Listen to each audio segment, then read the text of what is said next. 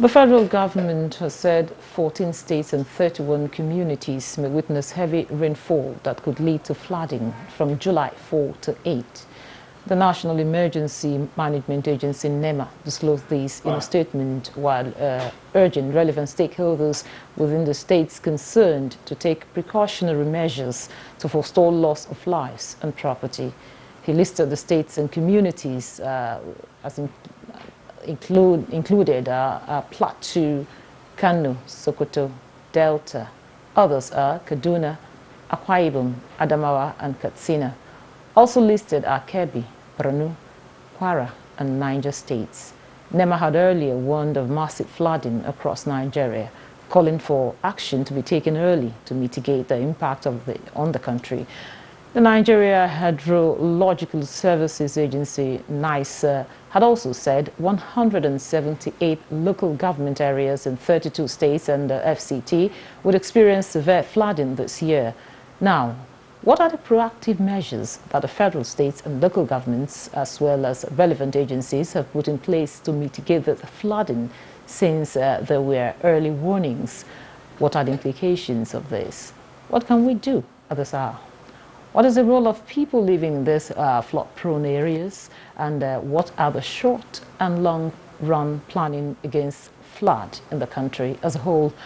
On this episode of the program, guests shall be providing answers to these questions shortly. This is Nigeria Today, and I'm Eukaria Clinton. Welcome.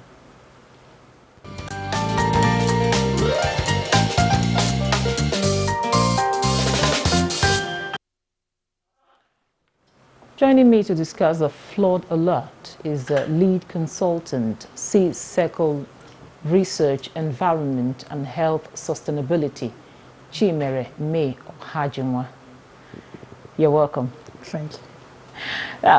Chimere May Ohajinwa is also an environment and public health specialist. It's good to have you here. Thank you, Mom. And also joining me via Zoom is the Acting Coordinator, National Emergency Management Agency, NEMA, Lagos Territorial Office, Ibrahim Farinloye. You're welcome to Nigeria Today.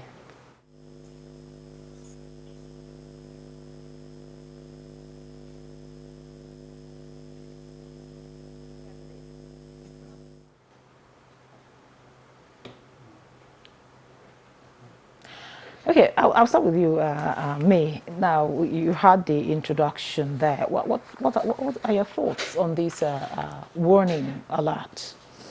Okay, yeah, NIMET is doing a good job by at least sending out the early warning signs that we need to do something. But it looks as if the early warning signs are not enough. We need to do more.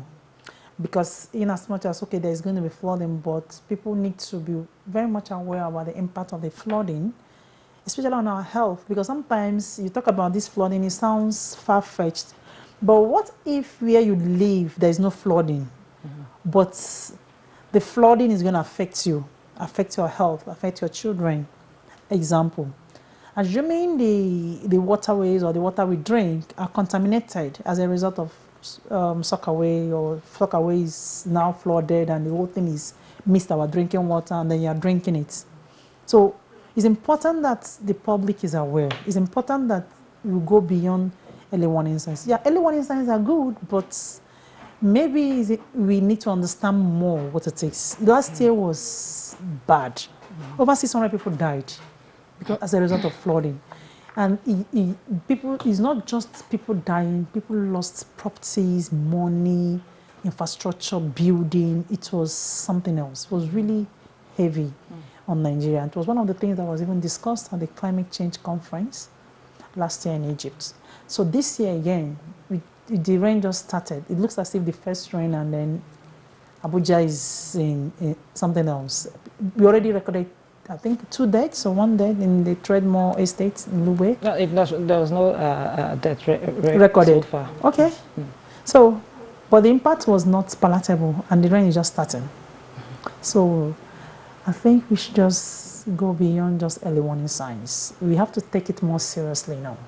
Okay, I know now the warning are there. What do you think people around these areas that have been mentioned should be doing at this point? Okay, so for me, I think it's not just the people, the government as well. So if I look at as Abuja where I live, and when it started, what's the drainage system like? Is there another way we can, rechannel the water so that it doesn't affect people's homes? Because it's not just the home, the infrastructure we are saying. What about the drinking water? What about the soakaway, the sewage system? What if it's mixed?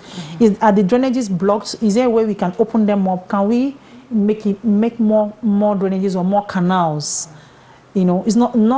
I don't feel that the first response should be to demolish the buildings. Is it something else we can do? There are countries that live underwater and they still do well. So are there other things we can do? Short-term measures we can do while making long-term plans. But some of these areas will I say, some of these people are living on the waterways. So you just don't leave them there, or what do you think? Yes. Well, how did they get to the waterways? Did they get approval? If they got approval from government, so I think the penalties should be shared. It shouldn't just be the people bearing the brunt of it. So it's two ways. No. Sometimes people just go out of being stubborn. They do certain things, and people blame it on the government. I don't think the government should be blamed for. In the Threadmore case, they didn't just have that land. It's an estate, meaning that they got approval from government before they started building it. So there are instances, yes, people are stubborn, but there are also instances where people don't know. I agree with you that certain times they might get approval in error, but they will want to stay off that area. But however, let's move on to the the next question. So, what, in your opinion, should people be? Okay, you've talked about what people should be doing around the area, but I heard you talking about what the government should do. But what about the people themselves? Okay, like for people for themselves, I'm going to be talking about them. Maybe if you're saying people that are living on the floodplains, then maybe they have to move. But also a lot of warnings, a lot of awareness to be created, because sometimes people don't really know. They really do not know. These are the impact. They just maybe got the place when it was not raining. Now it's raining, or probably the flood doesn't used to be as high like what we experienced last year. Now it's just too high beyond what they can take care of, right? So like I said before, if you're going to be making a lot of awareness programs on the importance of making sure the drainages are open, that means our waste management system needs to be improved, right? People that are supposed to move the waste are supposed to move the waste. So even if I clean my own area, what about the next person? Did he clean his own area? The people that are supposed to pack it, are they packing it? Are they collecting the waste and removing it from the drainages? Places that we need to put up the canals or the drainages, we need to. Another thing is that, like I know that Parks and Gardens, we are trying to come up with a law where you can't. I'm sorry, May, I'll have to stop you at this point so that we bring in our guest via Zoom. We have the acting coordinator of the National Emergency Management Agency, Ibrahim Farinloyi. Good to have you with us. Good evening, Ma. How are you, Ma? We're fine. We're fine. We're fine here. And the warning that was the flood alert that was given, and just during the intro, we gave an overview of the warning sign that was given, the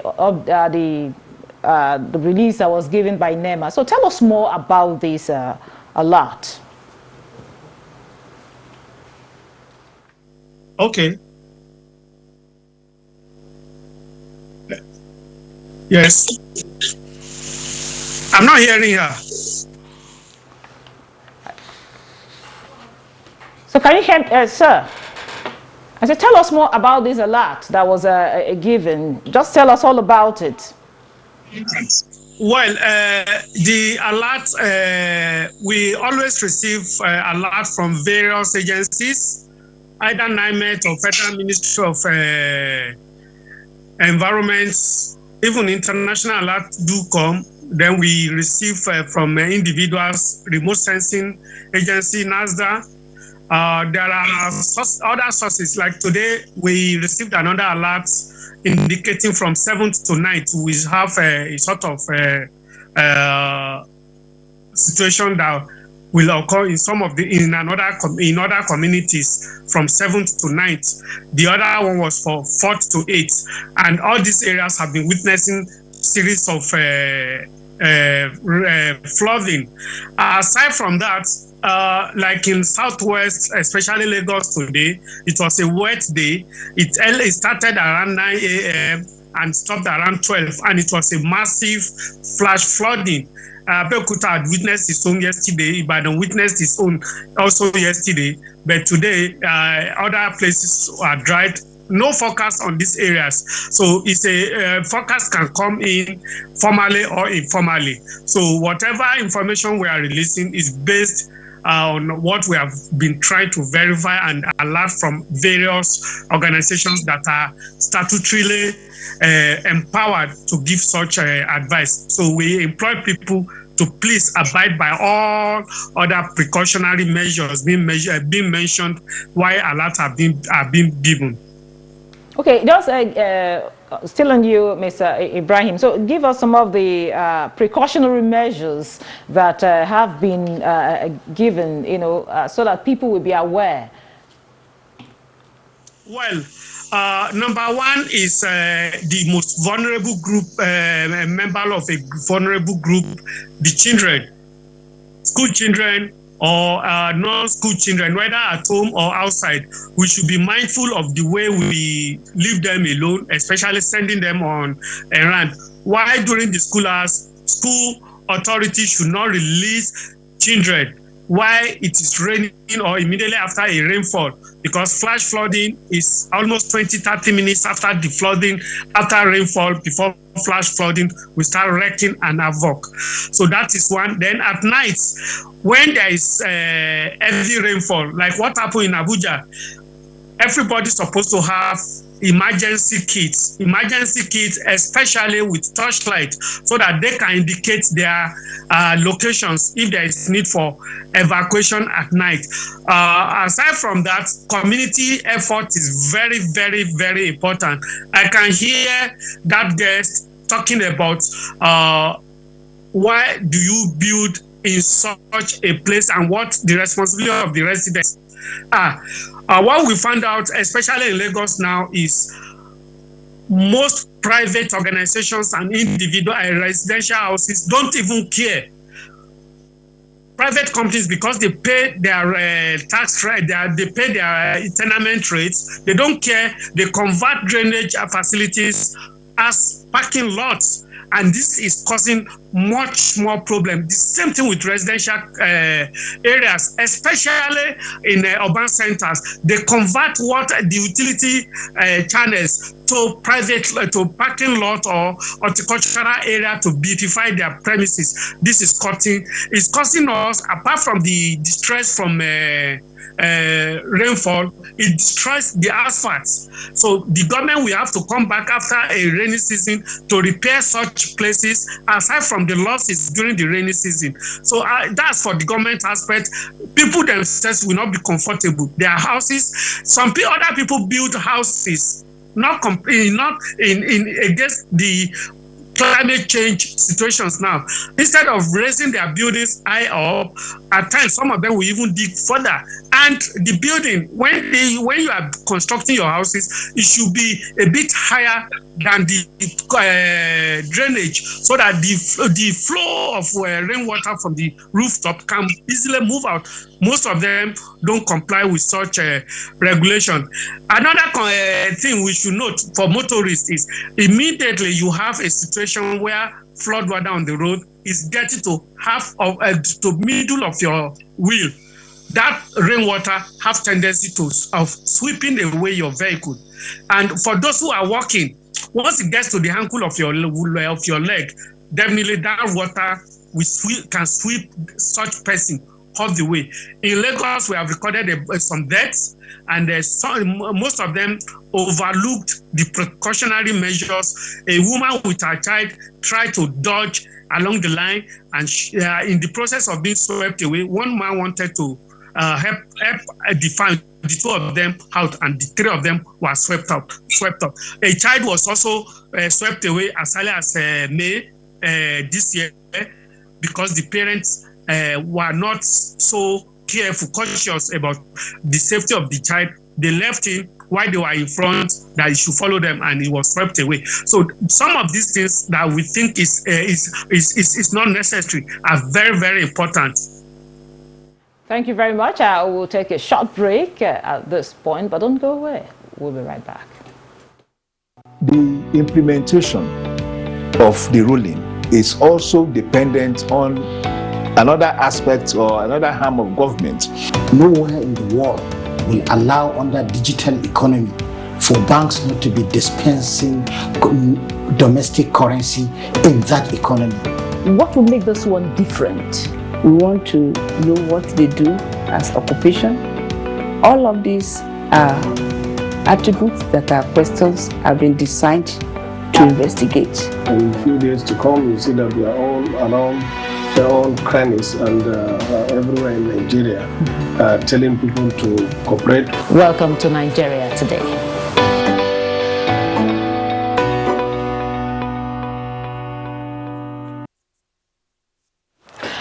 Welcome back. It is still Nigeria Today, and my guests are still here with me, a lady and a gentleman via Zoom.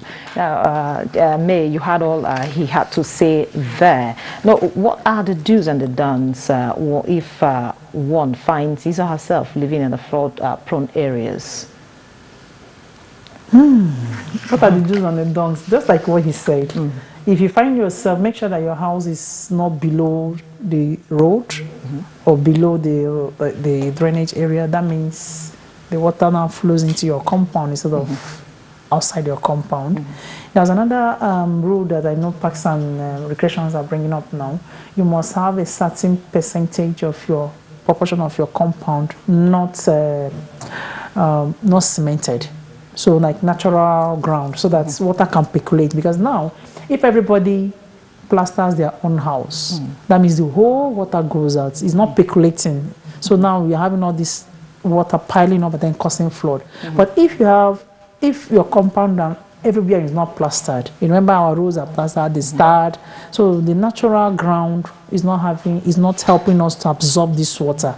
So if we can have some percentage of the house is not plastered, so that the water can percolate, that's one way we can contribute to this. That's one way to adapt to the climate change. So if we are having increased rainfall compared to normal, it means we should also be looking at the climate change because we have an impact. So assuming the flooding is as a result of climate change, how are we adapting to it? Because it's going to happen anyway. So what are we going to do? So I mentioned things like he said, making sure that your house is not below the road or below the drainage system. Making sure it's not blocked, the drainages are not blocked, leaving some parts of the houses to make sure it percolates. Of course, planting trees are important as well because it helps to hold the soils together, and so the whole thing is not moving and then causing problems somewhere else. Making sure that maybe wherever you are putting your borehole, make sure that this is far away from where your sockaway is because it can mix together and you're drinking it. And then the drainage season, your waste management, the way you manage your waste, and of course be sure that you are not already on the floodplain. So if government is saying you need to move, that means you need to move because you might not be able to. If what happened a few weeks ago in Abuja, in Treadmore, happened in the night, it could have been a more disastrous event. Okay, thank you very much. Mr. Ibrahim, how prepared, now some period of time was given, so how prepared is the relevant agencies, for instance, NEMA, for instance, how prepared are they to avoid a repeat of what happened last year? How prepared are they? Well, if you say NEMA is just a body, and other stakeholders, other critical stakeholders, actions and inactions are what NEMA supposed to be. So for us to be ahead of the situation we are having, we work on worst scenario. Since January this year, we've started working. Most of the dams have been emptied. So they're almost at zero level. If we have not started working on that by now, most of the dams will have filled up. Because the real problem we have in the country presently now, the volume of rainfall are the issues. Just like what the other discussant said the other time, most of our construction, most of our buildings are now cemented, concretized all over. So the volume of rainfall coming in, most of them flows out instead of normal accumulation. So by the time at the peak of rainy season, by the time you are getting to that level, you have lot of running water instead of accumulation in various aspects of the society. Now, our preparation, since the change of government, the Director General, the agency, we have been working around. The Director General have visited some states on the advocacy visit, talking to the new chief executives to facilitate, because disaster don't wait for change of government. So we are working towards this, sensitizing the state government on how to empower various state ministries, departments and agencies to carry out their responsibilities. Today, based on what we witnessed in Lagos today, we had to work with the state ministry, various state ministries, talking to them, and they expressed their shortcomings and challenges. Now they ask us to find a way around. The local government are the one presently we are observing are lacking in some of their responses and responsibilities, because most of them don't want to work, and the chief executive of the state have to force them. So we are now, the only challenge we are having now is to get some of the states, local government authority across the country to get their responsibility executed, especially related to emergency phase of managing local drainages that spill out their excess water into the bigger one that the state government is responsible to manage. So the three tiers of government are supposed to do their work simultaneously, but when the lower one are not doing it, definitely the people themselves are having problems. We have situations where some communities are not even responsible. Communal effort in Nigeria now is no longer there like in the previous years when people in the communities can work. Now the volume of rainfall from now at this time is much more higher than what we had in the past. So there are a lot of things that we need to do that NEMA and other statutory agencies cannot do alone. The people themselves must do it. So our preparation, we have started. We had door to door, like in Kaduna, we had they had to go to all the leakages and the bridges and other communities, Zaria and metropolitan Kaduna, to carry out door to door sensitization. So these are the things we have been doing. The National Emergency Management Agency is doing their own. The state counterpart are doing their own, while the community leaders and some of the local governments in some of these identified states are yet to live up to their expectations. Thank you so much. All hands must be on deck if we must fight this flood. That's just the conclusion of it all. Well, this is how far we can take on this episode of Nigeria Today. A big thank you to our guests, the lead consultancy, Circle Research, Environment and Health Sustainability, Chimereme Ohajin. Well, thank you so much for your contribution and your time. And also the acting coordinator, National Emergency Management Agency, NEMA, Lagos Territorial Office, Ibrahim Farinloye. Thank you so much for your time and your contribution. And to our viewer, thank you so much for always being a part of this. Don't forget, Nigeria Today airs weekday at 7:30 p.m. on NTA News 24. You can watch this and other episodes on www.youtube.com/NTA News 24 Hub. Thank you for watching. I'm your carrier, Clinton. Goodbye.